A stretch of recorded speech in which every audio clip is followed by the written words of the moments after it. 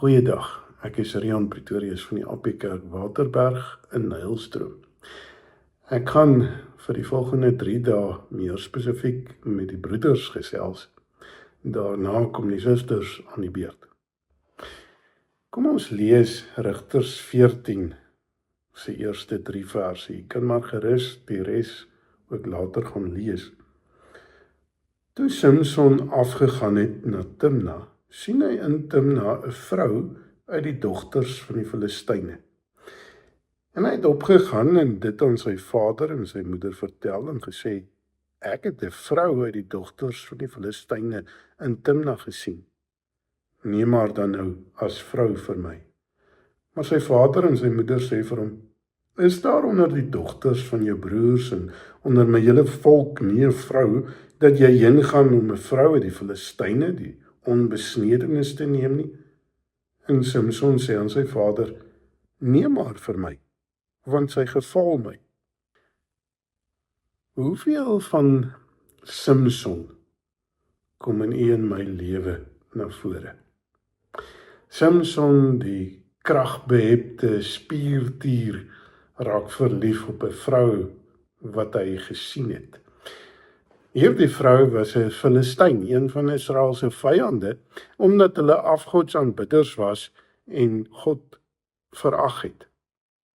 Samson was iemand wat nuwe betekenis gegee het aan die woorde, ek gaan jou nek breek. Hy kon 'n leeu se nek breek, al word daar nou nie vir ons gesê hoe hy dit gedoen het nie. Sy krag was iets heiligs, iets waarvoor hy die Here moes dank, omdat dit van God afgekom het. Dit moes in God se diens gebruik gewees het. Maar Samson het 'n bietjie daarvan vergeet dat dit van die Here afgekom het. Daarom gee hy 'n raaisel op by sy troue waarin hy nie aan God die eer gegee het nie. Sy raaisel grappie het ook geboemerang, sodat die Filistyne sy bruid gebruik het om sy geheim uit hom uit te suig. Iets wat nie sou gebeur het as hy nie so behep was met homself nie. Sy grappie lei tot konflik en wantroue tussen hom en sy bruid. Sy beskuldig hom en hy beskuldig haar en uiteindelik, hoewel dit alles deel van God se plan was, word 30 onskuldige manne vermoor.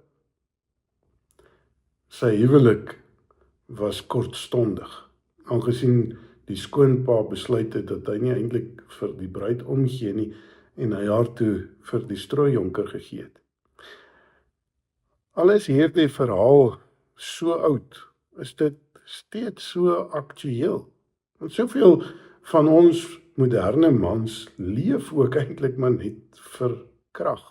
Krag op die sportveld, kragwoorde om meer betekenis aan hulle eie woorde te gee, maar eintlik kom dit neer op 'n begeerte om goddelike krag te vertoon, om soos God te wees.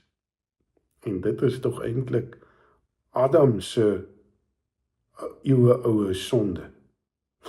Manlike krag is iets wat God gegewe is, en daarom is dit nie boos nie, maar dit behoort in diens van God gebruik te word. Dit behoort tot sy eer te wees. Die man moes sy krag gebruik om homself te tem. Daarteenoor het liggaamlike vermoë vir baie maar 'n afgod geword, waarmee ek myself dien, my plesier soek, my eer najag en eintlik in 'n onbetroubare bullebak ontaard. Vergelyk dit met die Here Jesus, wat die toonbeeld was van manlike krag, sodat hy nie as 'n sussie geleef het nie.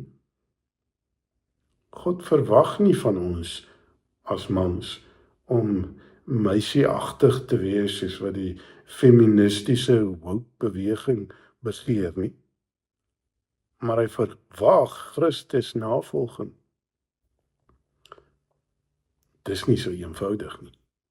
Dis waarby ons 'n bietjie gaan stil staan. Kom ons bid saam. Here, dankie dat U mans gemaak het. Dankie dat U aan hulle vermoëns gee, dat U hulle toerus vir dit wat U van hulle verwag in die wêreld en in die samelewing. En ons wil vra dat U ons dit sal laat gebruik om U daarmee te dien en U te verheerlik. Ons bid dit in die naam van Jesus Christus. Amen. Mooi dag vir U elkeen.